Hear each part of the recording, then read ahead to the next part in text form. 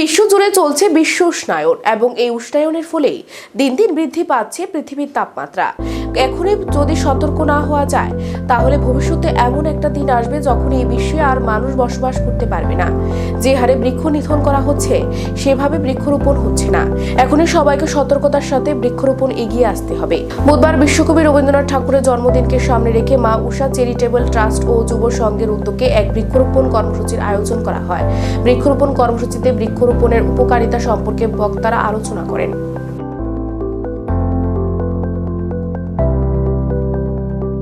আগামী প্রজন্ম যাতে সুস্থ সুন্দরভাবে বাঁচতে পারে সেই উপলক্ষে আজকের এই মহান দিনে আমরা বৃক্ষরোপণ উৎসব পালন করছি এবং আমরা যে ট্রাস্ট মা উষা চ্যারিটেবল ট্রাস্ট সারা বছরই বিভিন্ন ধরনের স্বাস্থ্য শিবির করে থাকে, এর সাথে আমরা বৃক্ষরোপণ উৎসব পালন করছি এবং আগামী দিনেও আমরা সারা বছরই করে থাকি। আগামী দিনেও এখন কিছুদিন আগে বৃষ্টি হয়েছে, সেই মৌসুমে আমরা ত্রিপুরাবাসী সবাইকে অনুরোধ করব যাতে ত্রিপুরার আগামী দিনে পরিবেশ সুন্দর হয়, সেই জন্য বৃক্ষরোপণ করতে সবার এগিয়ে আসতে হবে।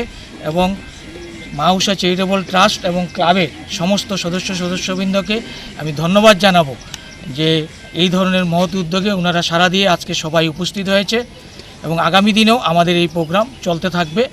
এবং আমরা ক্লাবের তরফ থেকে এখানে রবীন্দ্র জয়ন্তী সন্ধ্যাবেলা পালন করা হবে, সারাদিনই এই কর্মসূচি আমাদের থাকবে। আজকে রবীন্দ্র জয়ন্তী উপলক্ষে সকালে আমরা বৃক্ষরোপণ দিয়ে শুরু করেছি এবং সাংস্কৃতিক অনুষ্ঠান এগুলো চলতে থাকবে যুবক সংঘ ক্লাব প্রাঙ্গণে।